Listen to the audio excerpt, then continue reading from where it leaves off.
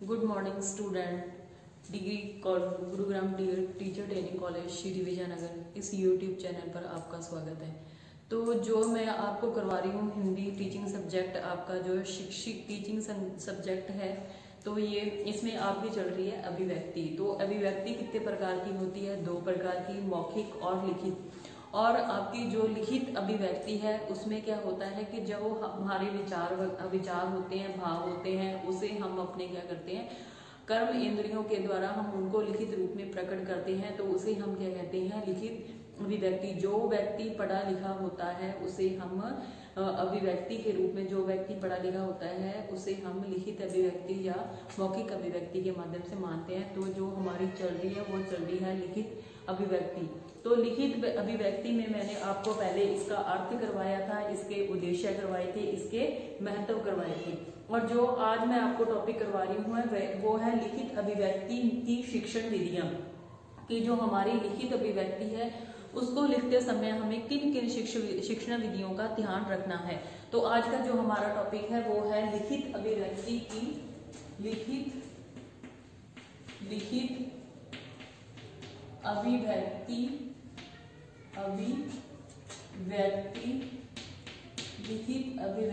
की शिक्षण विधियां। लिखित अभिव्यक्ति की शिक्षण विधियां कि हमें लिखते समय किन किन बातों को ध्यान में रखना है। तो इसमें जो हमारी लिखित अभिव्यक्ति है इसमें सबसे पहला पॉइंट आपका आता है रूपरेखा अनुकरण विधि। कौन सा आता है?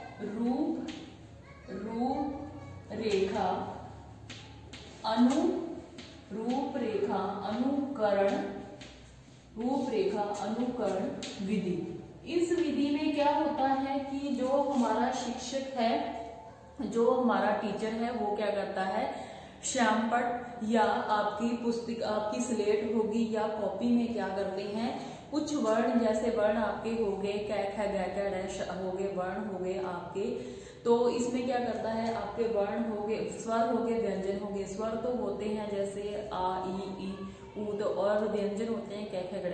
और वर्ण शब्दों को कहते हैं, जैसे कि आपका टीचर हो गया, शिक्षक होगा, वो क्या करता है, वर्ण जैसे वर्णों को आपके श्यामपट्ट पर लिख देता है या आपकी कॉपी में लिख देता है। और छात्र उन वर्णों पर क्या करता है, पेंसिल से या श्यामपट्ट पर लिखता है तो चौक की सहायता से उन शब्दों के ऊपर क्या करता है, पेंसिल या चौक को घुमाता है, जिससे कि वो शब्द उभर कर सामने आते हैं। और उन निशानों पर क्या करता है, चौक फिरता है। जैसे ये मैंने क्या लिख दिया, क्या लिख दिया। तो अब बच्चा क्या करेगा, इसके ऊपर जैसे जैसे इस पर वो क्या करेगा, अपनी पेंसिल या चौक घुमाएगा तो ये शब्द क्या होंगे, उभर कर सामने आएंगे। तो ये कौन सी विधि हो जाती है, आपकी रूपरेखा या अनुकरण विधि हो जाती है। उसके बाद आपका दूसरा पॉइंट इसमें ये आता है, रूपरेखा अनुकरण विधि के बाद आता है अनुकरण विधि। कौन सी विधि आपकी आ गई, अनुकरण विधि। अनुकरण विधि में देखो क्या होता है कि इसमें आप क्या करते हो, अनुकरण विधि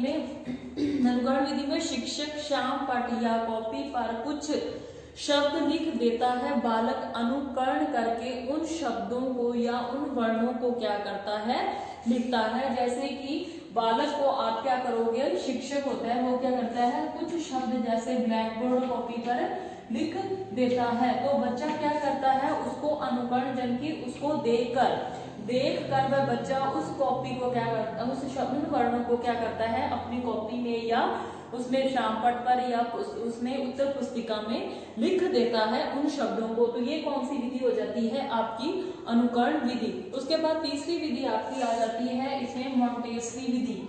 कौन सी विधि है, मॉन्टेसरी विधि। मॉन्टेसरी विधि में देखो क्या होता है, आपकी जो पहली थी आपकी रूपरेखा या अनुकरण विधि, दूसरी आपकी होगी अनुकरण विधि। अनुकरण विधि में होता है कि हम किसी चीज को, किसी शब्द वर्ण को क्या करते हैं, देखते हैं, फिर उसको लिखते हैं या उसका अनुकरण करते हैं। तो ये होती है आपकी अनुकरण विधि। और तीसरी आपकी आ गई मॉन्टेसरी विधि। मॉन्टेसरी विधि में क्या होता है कि जो आपका शिक्षक है वो इस विधि के अनुसार क्या करता है, कुछ गत्ते या प्लास्टिक, गत्ता हो गई या प्लास्टिक हो या लकड़ी के कुछ वर्णों जैसे वर्ण बना देता है। जैसे लकड़ी या गत्ता लिया हो तो उसने क्या किया, उस गत्ते का कै बना दिया, खे बना दिया, गमला बना दिया। तो ऐसे शब्द बना देता है मोंटेसरी विधि में आपका शिक्षक। तो उसके ऊपर क्या करता है बच्चा, उन वर्णों पर बने प्रयोग किया जाता है, गत्ते आदि पर बने वर्णों का प्रयोग किया जाता है। बालक उन पर क्या करता है, उंगली फेरता हुआ, यानी कि इन शब्दों पर वो उंगली घुमाता घुमाता उनका अनुकरण कर लेता है। और उसके बाद वह जो शब्द बने होते हैं लकड़ी के, प्लास्टिक के जो वर्ण बने होते हैं, बच्चा क्या करता है उन वर्णों के आसपास, जैसे कि उसने उस वर्ण को अपनी कॉपी पे रख के उस पर क्या करता है, जैसे ये पहले इस पे चौक घुमाता है, फिर उसके बाद ऐसे करके घुमाता रहता है, तो वो क्या हो जाती है आपकी मोंटेसरी विधि हो जाती है।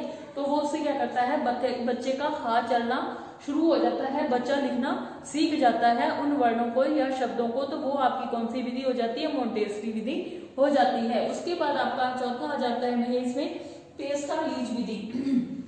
कौन सी विधि है चौथी आपकी, पेस्टालीज विधि। इस विधि में क्या करता है शिक्षक, इस विधि में पेस्टालीज विधि में शिक्षक कहते इस प्रणाली में पहले अक्षर को क्या होता है, लिखना सिखाया जाता है।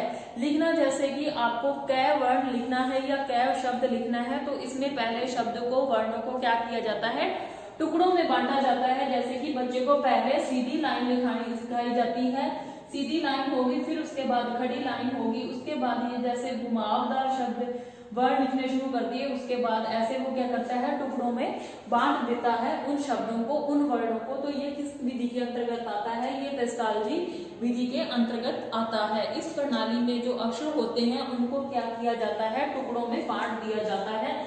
जैसे आपको क्या लिखना सिखाना है, तो पहले सीधी रेखा, उसके बाद ये वाली रेखा, उसके बाद ये, तो आपका ये बन जाता है, क्या बन जाता है, तो ये कौन सी विधि हो जाती है, ये आपकी पेस्टालजी विधि हो जाती है। उसके बाद आपकी पांचवी इसमें आती है जैक टार्ट विधि। पांचवी विधि कौन सी आपकी, जैक टार्ट विधि। इस विधि के अंतर्गत जो आपका शिक्षक है वो क्या करता है, इस विधि के अंतर्गत इसमें भारतीय प्रणाली में क्या होता है, सबसे पहले क्या बच्चे को इसमें सबसे पहले, वैसे तो जो हमारी भारतीय प्रणाली इसमें सबसे पहले तो लिखना सिखाया जाता है, लेकिन जो हमारी जैक टार्ट विधि है उसमें पहले पढ़ो फिर उसे लिखो। पहले क्या करो, उस चीज को पढ़ो फिर लिखो, फिर लिखे हुए को मूल से मिलाओ, फिर मूल को देखो और विद्वानों की संगति करो और बिना विद्वान बने सकते। इस प्रणाली में बालक सक्षम पूरे वाक्य को कर देता है, पूरा वाक्य रखा जाता है। बालक अनुकरण के आधार पर एक एक शब्द लिखते हैं और उन मूल वाक्यों को मिलाकर उसकी शुद्धि का पता लगाते हैं। तो ये कौन सी विधि कहलाती है, जैक टार्ट विधि कहलाती है। उसके बाद आपकी छठी आ जाती है मनोवैज्ञानिक विधि।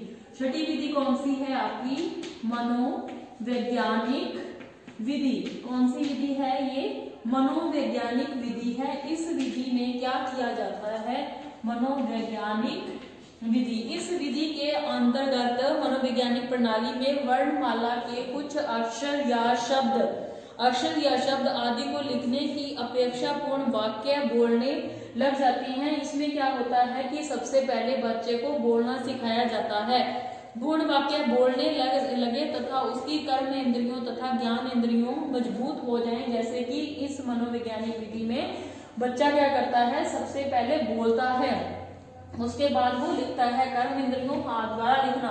तो इसमें क्या होता है कि बच्चे की कर्म इंद्रियां और ज्ञान इंद्रियां क्या की जाती हैं, मजबूत की जाती हैं। इस विधि में, कौन सी विधि में, मनोवैज्ञानिक विधि में हो जाए तो उन्हें पढ़ने व लिखने की तैयार करना चाहिए। यानी कि बच्चे को सबसे पहले पढ़ना सिखाना चाहिए, उसके बाद उसको लिखना सिखाना चाहिए। तो इसमें क्या होता है, पहले लिखो उसके बाद पढ़ो। तो इसमें क्या किया जाता है, पहले बच्चे को बोलने लगे तथा उसके बाद उसके वाक्य को लिखने में पढ़ने के लिए तैयार किया जाता है। उसके बाद सातवीं विधि आपकी आ जाती है चित्र विधि। कौन सी विधि है ये आपकी, ये होगी आपकी चित्र विधि। चित्र विधि में देखो आपकी क्या होता है, इस विधि में, इस प्रणाली में चित्रों की सहायता से शब्द और शब्दों की सहायता से अक्षर सिखाए जाते हैं। इस विधि में सबसे पहले शब्द और शब्दों की सहायता से क्या किया जाता है, अक्षर शब्द तो एक हो गया, फिर उसके बाद अक्षरों को बनाना सिखाया जाता है। इस विधि की सहायता से खेल खेल में बच्चों को वर्ण की रचना करना भी सिखाया जाता है। किस विधि में? चित्र विधि में। जैसे कि आपने कोई चित्र ले लिया, जैसे खरगोश का चित्र ले लिया, तो ये बच्चे को दिखाया पहले, फिर उसको सिखाया, लिखना और बोलना सिखाया गया। तो ये कौन सी विधि होती है? चित्र विधि। तो ये आपकी लिखित अभिव्यक्ति में मैंने आपको 7 विधियां करवाई हैं। कौन कौन सी विधि? पहली विधि थी आपकी अनुरूप रेखा या अनुकरण विधि। इस विधि में क्या होता है, जो हमारा शिक्षक है वो क्या करता है, श्यामपट्ट या कॉपी पर कुछ वर्णों को क्या कर देता है, लिख देता है, और उन वर्णों या निशानों पर बच्चा क्या करता है, पेंसिल फेरता रहता है, जिससे कि शब्द और वाक्य उभरकर उसके सामने आ जाते हैं। तो ये आपकी सबसे पहली विधि होगी रूपरेखा या अनुकरण विधि। जैसे आपने रूपरेखा बनाई, कै की बनाई, तो बच्चा क्या करता है, इसके ऊपर पेंसिल घुमाता रहता है। तो ये क्या होती है, रूपरेखा या अनुकरण विधि। दूसरा होता है अनुकरण। अनुकरण होता है किसी चीज को देखकर सीखना। तो इसमें शिक्षक या श्यामपट्ट, शिक्षक क्या करता है, श्यामपट्ट या कॉपी पर कुछ वर्ण शब्द लिख देता है, बालक उनका अनुकरण करते हुए, यानी कि इसको देखते हुए, समझते हुए उन वर्णों को, शब्दों को लिखता है। तो ये आपकी कौन सी विधि होगी, अनुकरण विधि होगी। उसके बाद आपकी आ गई तीसरी विधि, मोंटेसरी विधि। मोंटेसरी विधि में क्या होता है कि इस विधि में जो शिक्षक होता है वह कुछ गत्ते, लकड़ी या प्लास्टिक के कुछ वर्ण बना लेता है और उन वर्णों के आसपास बच्चे को क्या करता है, जो चौक या पेंसिल घुमाने को बोलता है। तो इससे क्या हो जाता है, बच्चे को लिखना, बच्चा क्या करता है, लिखना सीख जाता है। तो ये क्या विधि हो जाती है आपकी मोंटेसरी विधि। उसके बाद आपकी चौथी आ जाती है पेस्टालीज विधि। पेस्टालीज विधि में क्या होता है, इस प्रणाली में पहले अक्षर लिखना सिखाया जाता है। सबसे पहले अक्षरों की आकृति को क्या किया जाता है, भिन्न भिन्न टुकड़ों में उसको तोड़कर रख दिया जाता है और उसके बाद उन टुकड़ों से जोड़ा जाता है। जैसे कि कई बुक्स वगैरह आती हैं, तो उसमें क्या होता है, जो हमारे शब्द होते हैं उनके टुकड़े किए होते हैं, बच्चा क्या करता है, उन टुकड़ों को जोड़ता है, वो पेंसिल की सहायता से इन टुकड़ों को जोड़ता है, जिससे कि वो पूरा वर्ण या शब्द हो जाता है। उसके बाद आपकी आ गई मनोवैज्ञानिक विधि। मनोवैज्ञानिक विधि में इस प्रणाली, मनोवैज्ञानिक प्रणाली में वर्णमाला के अक्षर तथा शब्द के लिखने की अपेक्षा पूर्ण वाक्य बोलने लगते हैं। इसमें केवल एक ही शब्द या एक वर्ण को नहीं बोला जाता, बल्कि पूर्ण वाक्य को जोड़कर बोला जाता है। जैसे अकेला कै नहीं बोला जाता, तो ये मैं और लय हो गया, तो इन तीनों को जोड़कर बोला जाता है। तो ये क्या बन जाता है, कमल बन जाता है। तो ये कौन सी विधि हो जाती है, आपकी मनोवैज्ञानिक विधि हो जाती है। उसके बाद मैंने आपको 7वां बताया था चित्र विधि। इस विधि में क्या होता है, जो शिक्षक होता है वो किसी भी फ्रूट का या फल का या किसी जानवर का या किसी पक्षी का क्या करता है, चित्र दिखाता है बच्चे को, और वो बच्चा क्या करता है, उस चित्र को देखकर वह खेल खेल के माध्यम से उन वर्णों की रचना करना सीख जाता है। तो ये हमारी होगी लिखित अभिव्यक्ति, जो लिखित अभिव्यक्ति की शिक्षण विधियां। अब मैं इसके आगे करवाऊंगी कि हम जब लिखते हैं तो हमें लिखते टाइम किन किन बातों को ध्यान में रखना चाहिए। तो लिखते समय हमें किन किन बातों का ध्यान रखना है, लिखित अभिव्यक्ति के समय आपको किन किन बातों का ध्यान रखना है, तो ये आपको इसमें बता रही हूँ। तो सबसे पहले होएगा इसमें आपका जो लिखित अभिव्यक्ति में सुंदर लेखन के गुण। तो इसमें क्या होता है, सुंदर लेखन के क्या क्या गुण है, सुंदर लेखन के गुण। तो इसमें आपको किन किन बातों का ध्यान रखना है। तो सबसे पहली बात आपको ध्यान में रखनी है वो ये है कि आपको बैठने का ढंग, लिखते टाइम बैठने का ढंग। तो हमें क्या करना है, लिखते समय जो हमारी रीढ़ की हड्डी है उसको क्या करना है, बिल्कुल सीधे रखना है। तो इसमें लिखते समय इस बात का भी ध्यान रखना है कि रीढ़ की हड्डी को सीधा रखना है और झुककर नहीं लिखना। तो ये आपका आ गया बैठने का ढंग। उसके बाद आपका दूसरा इसमें आ जाता है, दूसरी बात इसमें आंखों से कागज की दूरी। आंखों से कागज की दूरी, आंखों से कागज की दूरी। तो इसमें क्या करना है, हमारे को लिखते टाइम जो हम जिस चीज पर या जिस कॉपी ब्लैक बोर्ड किसी चीज पर लिख रहे हैं तो उसमें हमें क्या करना है, 1 फुट की दूरी बनाए रखनी है। उसके बाद तीसरी बात इसमें आ जाती है उपयुक्त वातावरण। तीसरी बात इसमें आ जाती है उपयुक्त वातावरण। उपयुक्त वातावरण, उपयुक्त वातावरण में हमें क्या करना है कि हमें जो हमारा समय है, स्थान आदि की उपयुक्तता पर भी अध्यापक को क्या करना चाहिए, ध्यान रखना चाहिए कि जो हम बच्चे को जब लिखवा रहे हैं तो उपयुक्त स्थान होना चाहिए, समय होना चाहिए। तो इस बात का भी हमें जो हमारा वातावरण है उसका पूर्ण ध्यान रखना है लिखते समय। उसके बाद आपका आ जाता है कलम पकड़ने की विधि। चौथा इसमें है कलम पकड़ने की विधि। तो इसमें हमें इस बात का ध्यान रखना है, यानी हमारे जो शिक्षक हैं उसको इस बात का ध्यान रखना है कि वो बच्चे को राइटिंग का काम करवाते समय या कोई लेख करवाते समय या कुछ कॉपी में लिखवाते समय कलम को निब के लगभग क्या करना है, 1 इंच दूरी पर हाथ से क्या करना है, उसको पकड़ना है। उसके बाद आपका आगे जाता है 5वां पढ़ना। 5वां इसमें आ जाता है पढ़ना। 5वां इसमें आ जाता है पढ़ना। तो पढ़ने में देखो आपका पढ़ना, लिखने के साथ साथ पढ़ना भी चलना चाहिए, यानी कि हम जैसे बच्चे को कुछ लिखवा रहे हैं तो साथ साथ में हमें उसको क्या करना है कि बच्चे को बोलो कि आप साथ साथ में बोलो भी, तो उससे क्या हो जाता है, उसकी जो लिखाई है और उसके जो बोलने का तरीका है या उसको शब्द जो समझ में नहीं आता तो हमें उस बात का पता चल जाता है। बोलते बोलते बच्चे को क्या करना चाहिए, लिखवाना चाहिए। उसके बाद आपका आ जाता है अक्षर सुडौल हो। छठा है इसमें जो अक्षर लिखना है वो क्या होने चाहिए, सुडौल। यानी कि अक्षर को होने चाहिए सीधे होने चाहिए, आड़े तिरछे नहीं होने चाहिए। सभी अक्षर शब्दों को जो हम लिख रहे हैं उसका क्रम बाएं से दाएं की तरफ होना चाहिए। किससे, बाएं से दाएं की तरफ होना चाहिए। उसके बाद आपका आगे 8वां आ जाता है शिरोरेख। इसमें आपका आगे आ जाता है अक्षर सुडौल हो गए और इसमें आ जाता है बाएं से दाएं की तरफ, बाएं से दाएं की तरफ। उसके बाद आपका 8वां इसमें आ जाता है शिरोरेख में क्या होता है इसमें कि अक्षर आवश्यक अंग शिरोरेख होना चाहिए, अतः उसका उपयोग करना चाहिए। उसके बाद आ जाता है लिपि प्रतीक। 9वां इसमें आ जाता है लिपि प्रतीक। इसमें आ जाता है लिपि प्रतीक में देखो क्या होता है, इसमें जो हमारे शब्द जैसे अनुस्वर हो गया, हलंत कहाँ लगाना है, मात्राओं का प्रयोग कैसे करना है, छोटे की बड़े की मात्रा, इन सब का क्या करना है, ध्यान रखना है और सावधानी बरतनी है।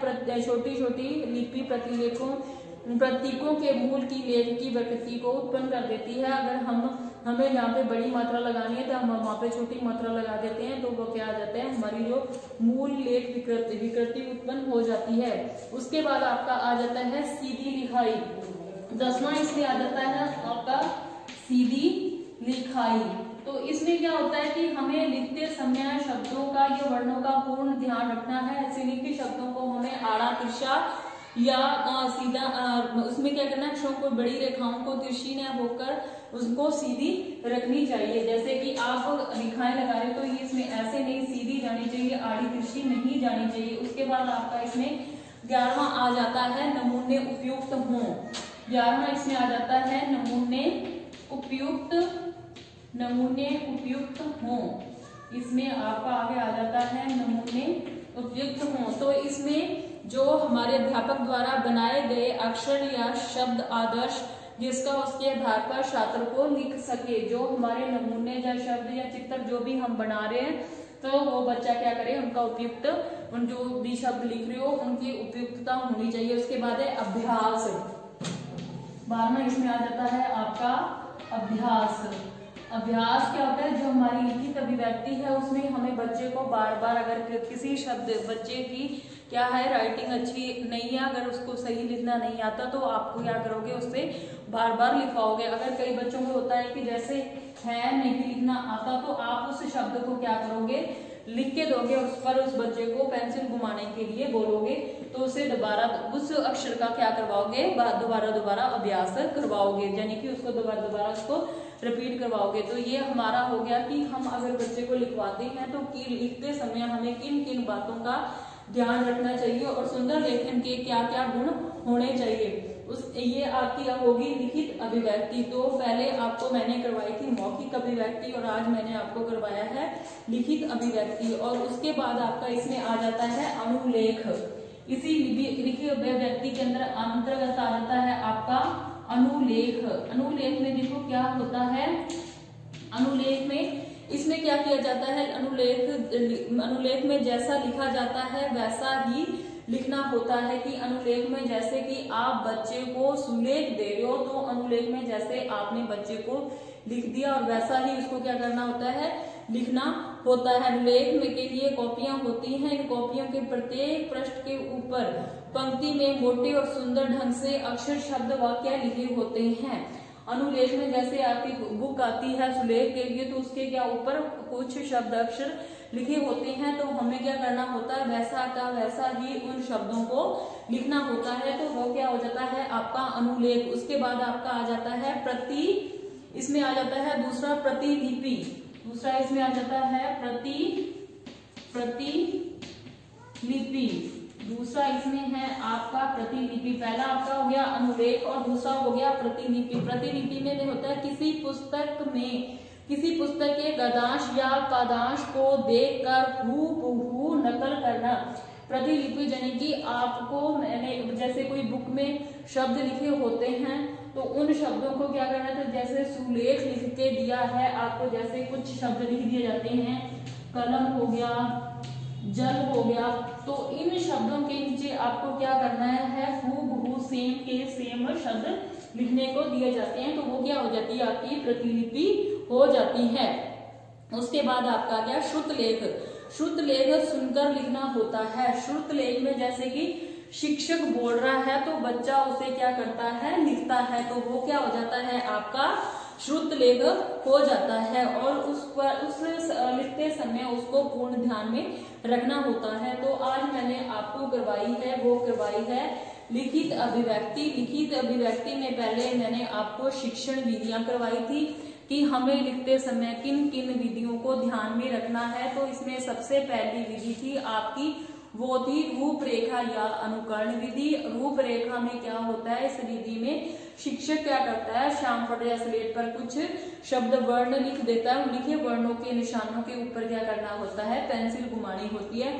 दूसरी थी आपकी अनुकरण विधि। अनुकरण विधि श्यामपट्ट या कॉपी पर कुछ शब्द लिखे होते हैं, बालक अनुकरण करते हुए उन वर्णों को क्या करता है, देख के उन वर्णों को लिखता है। मोंटेसरी विधि में क्या किया जाता है, गत्ते या लकड़ी या प्लास्टिक के टुकड़ों के द्वारा कुछ वर्ण शब्द बनाए जाते हैं। उन वर्णों पर वो बच्चा क्या करता है, उंगली घुमाते हुए उनको सीख जाता है। फिर आपकी पेस्टालजी विधि, इस प्रणाली में अक्षर को लिखना सिखाया जाता है। सबसे पहले क्या किया जाता है, अक्षरों की आकृति को क्या किया जाता है, भिन्न भिन्न टुकड़ों में बांट दिया जाता है। उसके बाद उन टुकड़ों को जोड़ा जाता है, तो वो आपकी पेस्टालजी विधि कहलाती है। फिर है आपकी जैकटॉट विधि, उसके बाद आपकी आ गई मनोवैज्ञानिक विधि, उसके बाद आती चित्रण विधि, और ये आपकी होगी लिखित अभिव्यक्ति की विधियां। उसके बाद मैंने आपको बताया था कि सुंदर लेखन के गुण की लिखाई को सुधारने के लिए हमें क्या क्या करना चाहिए, बच्चों को लिखना सिखाते समय हमें किन किन बातों को ध्यान में रखना चाहिए। तो सबसे पहले मैंने आपको बताया था कि बैठने का ढंग, बैठने में जैसे बच्चा क्लास में बैठता है तो जो हमारी रीढ़ की हड्डी है, हम जैसा बच्चे को सिखाएंगे तो बच्चा वैसा ही सीखता है। तो उसको क्या, सबसे पहले जो लिखने के लिए सबसे पहले हमारी जो रीढ़ की हड्डी है उसको हमें क्या करना है, बिल्कुल सीधे रखना है और झुककर, कॉपी के ऊपर झुककर नहीं लिखना चाहिए। उसके बाद दूसरी बात आ जाती है आंखों से कागज की दूरी, यानी कि हमें लिखते समय कम से कम कागज और आंखों की दूरी में 1 फीट का अंतर होना चाहिए। उसके बाद आ जाता है उपयुक्त वातावरण, यानी कि उसके बैठने का स्थान और समय का भी शिक्षक को पूर्ण ध्यान रखना चाहिए। फिर है कलम पकड़ने की विधि। इस विधि में जो हमारी पेंसिल की नोक है उसमें कम से कम जो हम जहाँ से पकड़ते हैं वहां से 1 इंच की दूरी होनी चाहिए। उसके बाद है पढ़ना। पढ़ने में क्या आ जाता है, लिखने के साथ साथ पढ़ना भी चढ़ना चाहिए, नहीं तो बच्चा लिखने में नहीं तो लिखना निरर्थक हो जाता है। यानी कि हम बच्चे को जब शब्द या अक्षर लिखने को बोलते हैं तो उसको साथ के साथ बोलते भी रहना चाहिए, बोलते हुए ही लिखना चाहिए। उसके बाद है अक्षर सुडौल। अक्षर पूरे लिखे होने चाहिए, अन्यथा सुडौल नहीं होना चाहिए। जैसे कि कोई बच्चे क्या करते हैं, किसी शब्द को लिखते हैं तो उसको क्या करते हैं, जैसे आपने बोला कि आप डै लिखो, डै में वो बच्चा क्या करता है, बिंदी नहीं लगाता तो वो क्या बन जाता है, डै बन जाता है। तो इस बात का भी हमें पूर्ण ध्यान रखना है। उसके बाद हमें बाएं से दाएं की तरफ लिखना सिखाना चाहिए। उसके बाद है शिरोरेख रेखा। अक्षर का आवश्यक अंग शिरोरेखा होती है, यानी कि उसको जो उसकी यहाँ से शुरू होता है इसका प्रयोग करना चाहिए। उसके बाद है लिपि प्रतीक, अनुस्वर हो गया, हलंत हो गया, मात्राएं होगी, इन सब का भी पूर्ण ध्यान रखना चाहिए। उसके बाद आ जाती है सीधी लिखाई। लिखते समय जो हमारी लिखाई है वो क्या होनी चाहिए, एकदम सीधी होनी चाहिए, टेढ़ी नहीं होनी चाहिए। उसके बाद आता है नमूने उपयुक्त अध्यापक द्वारा बनाए गए अक्षर या शब्द आदर्श हों, जिससे उनके आधार पर छात्र लिख सके। उसके बाद आपका आ जाता है अभ्यास। लिखने के साथ साथ हमें अभ्यास भी करवाना चाहिए बच्चे को। उसके बाद आपका अनुलेख आ जाता है। अनुलेख में क्या किया जाता है, जैसा लिखा होता है वैसा ही लिखना होता है। अनुलेख में क्या होती है, कुछ कॉपियां या बुक्स आती हैं, उसके ऊपर कुछ शब्द लिखे होते हैं, बच्चा उन्हीं शब्दों को देखकर लिखता है। उसके बाद आपका आ जाता है प्रतिलिपि।